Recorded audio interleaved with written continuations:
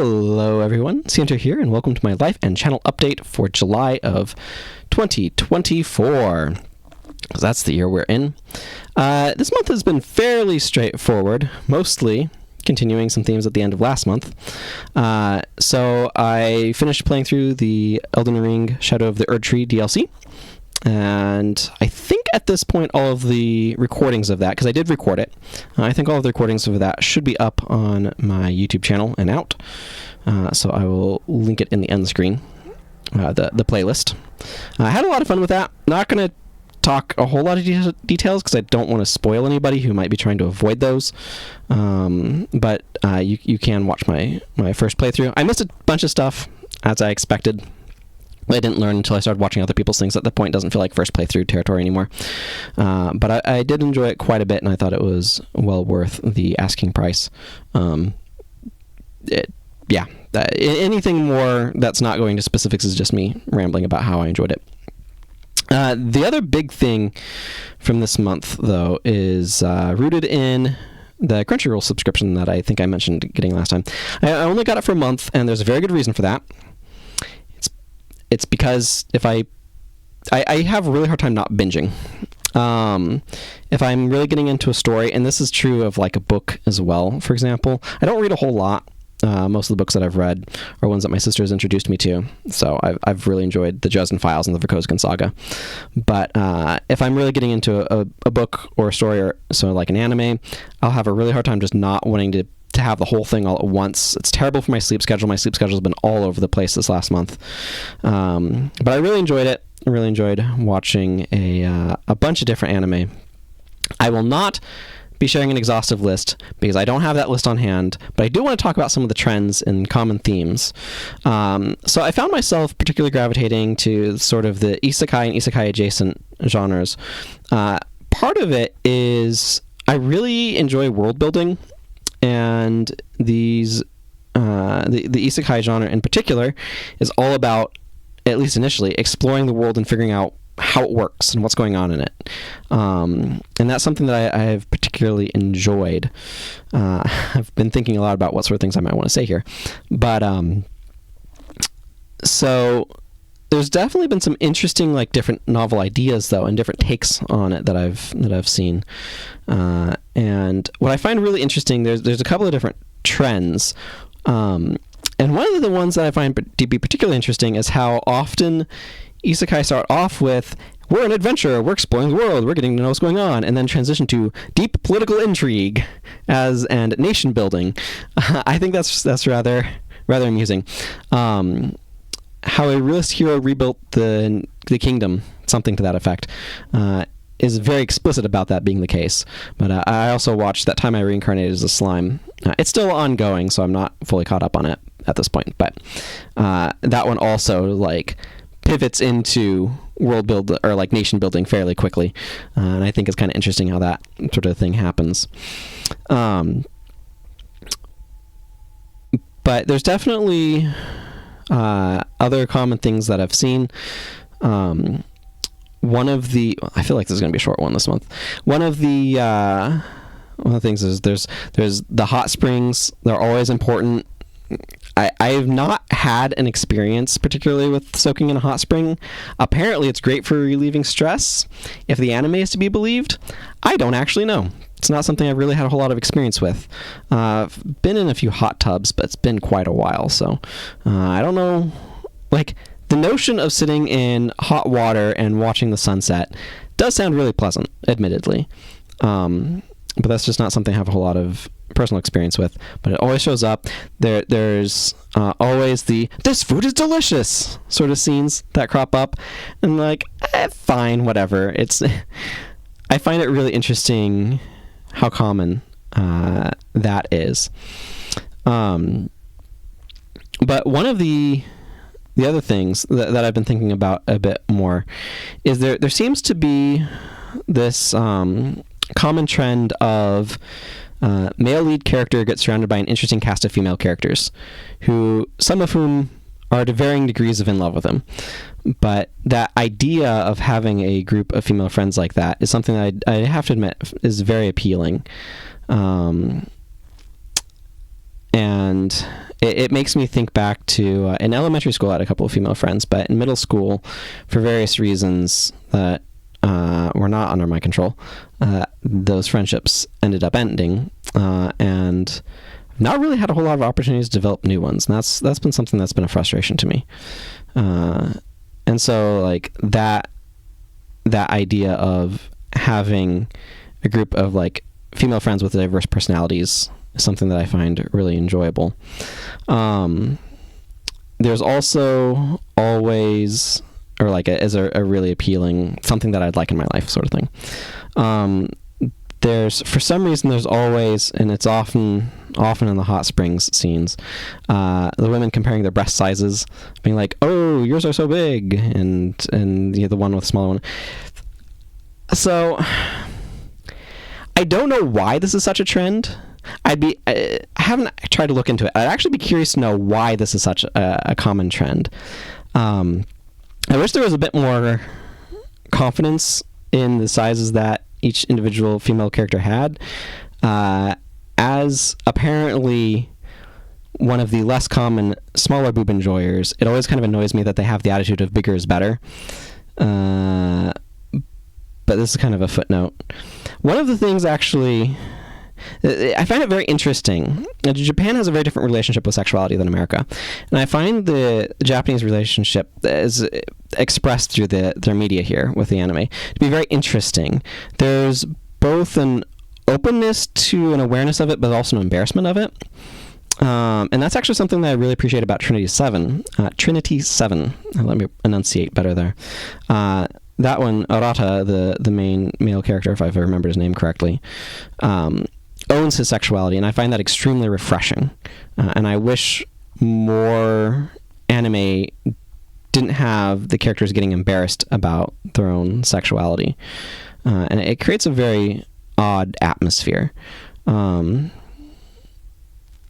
where there's this weird, is paradox even the right word? Oxymoron?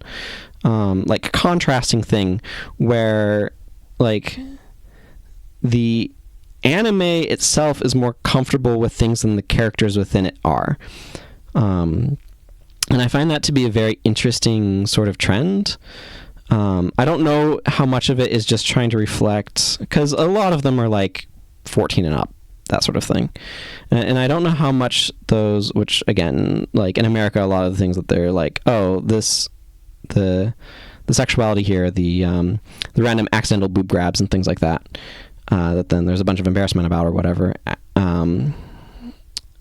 that sort of thing is, and of course with the hot spring scenes, there's a ton of like nudity, but like not showing detail, or not showing genitals or nipples, at least on the female characters. But it's like they're more comfortable with that and aimed at lower ages than we would be in America. But they're also super embarrassed about like actual sexual attraction. It's like holding hands is a huge deal. And it's like, why is this a big deal? It doesn't make sense to me why that's considered a big deal. So I don't know. It's been interesting to just kind of process some of that. And again, it might just be like, oh, this is aimed at a younger group, which is more embarrassed about it, and they don't know how to own it yet. It might just be a cultural thing. In general, I don't know. But I would like to see more shows where they own their sexuality. And that kind of goes across the board. I don't know. I feel like sexuality is just such a poorly handled topic in media a lot of the time, where here on the one hand it's like being more embraced in a way that I think is more cutesy, where in America when it gets embraced it tends to be gratuitous, if that makes a weird sort of contrasting sense. I don't know. These thoughts are nascent and not fully formed. Just something I'm kind of thinking about as I'm talking here, because these are always kind of off the cuff. That's how I roll. If I had to write a script, I'd never get it done. I'm not much for writing scripts. I will say, watching all of these isekai has inspired me actually to take a stab at writing my own. For those who don't know, some years ago now, I went through all sorts of experiments with my Patreon in terms of like what sort of rewards to offer at what tiers. I've simplified it dramatically to just a daily diary entry most of the time. Every now and then I have to skip one, and like sometimes it comes out the day after or whatever. But a daily diary entry, and then like access to the backlog of things that are not daily diary entries, because I've experimented with a lot of different stuff over the years, and for a brief period I was writing short stories, and I feel like I did a decent job with it. So anyway, watching all of these isekai anime inspired me to take a stab at writing one myself, where it's a small team of game developers, like a small indie team that ends up in the world of their own game. So I meant to check how many words I am into that before starting to record this, but I didn't, so maybe I'll put it in the description. That could be a fun spot to stick it. But I've been happy with how that's been developing. It's definitely taken a lot of my own particularities into it, into what I'm writing, but I don't know how, like, if something gets done, and I want something to get done, I want to finish more projects, but I don't know how releasing it will end up going. So that's something for me to look into later. That is future CNTR's problem. Some animes that I do want to call out specifically that I enjoyed.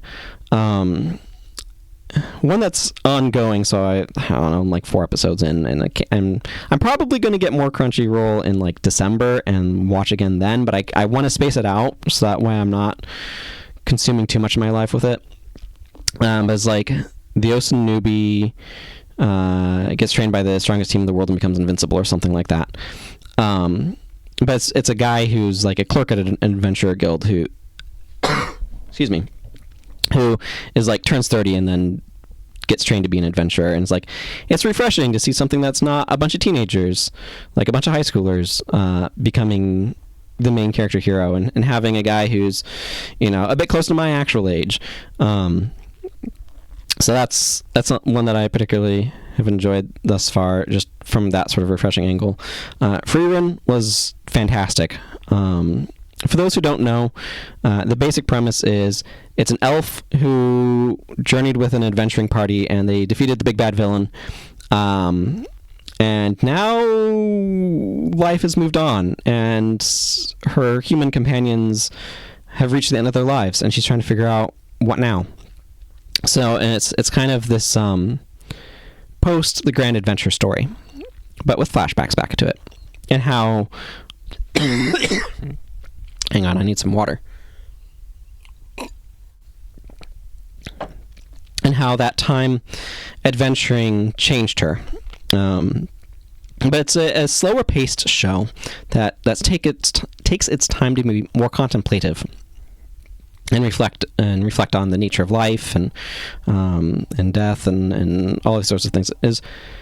I thought it was really interesting. A little bit of a longer one. A lot of animes have a season that's 12, maybe 13 episodes. This one was more like 28, which was really good because it gave it the time to develop. I haven't checked. Hopefully it gets another season. It's a pretty recent one. But that one I highly recommend and quite enjoyed. What's some other ones? I did enjoy, overall, that time I got reincarnated as a slime. It's done some interesting stuff, but that one's definitely got a bit more of a mainstream. Yeah, there's a bunch of different ones that I enjoyed. And there's a lot of different setups too. So, I think that's most of my thoughts. Yeah, I mean, that's a lot of what this month has been. Playing Shadow of the Erdtree and watching anime. Trying to think. I do want to get back into streaming. I've finding time for it with other things going on has been a little bit difficult, but I do want to stream some again. I know it's been a while. Hopefully people have enjoyed the Shadow of the Erdtree playthrough. If not, I recorded it because I wanted to have it available. So hopefully other people enjoy it, but if they don't, and that's okay too. I know first playthroughs can be both fun and frustrating to watch, so I've been watching several myself. Okay, I think that kind of sums up the month. I don't know. I feel deflated. I feel like I'm supposed to have something more to say. I did take a break from drafting Magic for most of the month. I did draft again, as you might be able to see the cards over there. Couple days ago. My LGS did another MH3 draft, another Modern Horizons 3 draft, and I enjoyed that. Set enough that I wanted to do another one. Did better than I thought I would, given I don't feel like I drafted my seat very well. I think my deck was a bit weak, but went 2-1, so I was surprised by that. And my LGS does a pre-release flight the week after the weekend pre-release, or like for instead of the normal drafting slot. So they have weekend pre-releases, and then the following, instead of weekday time that they meet, they do a pre-release. So I'm looking forward to the Bloomborough pre-release that I'll be doing this coming week. A lot of stuff I expect happening in August. The Guild Wars 2's next expansion will be coming out as well. I have been dipping into that game somewhat regularly to be playing that. So anyway, my throat's being irritated enough that it's given me a sign to wrap up. So until next month, everyone, thank you all very much for watching. Take care, and goodbye.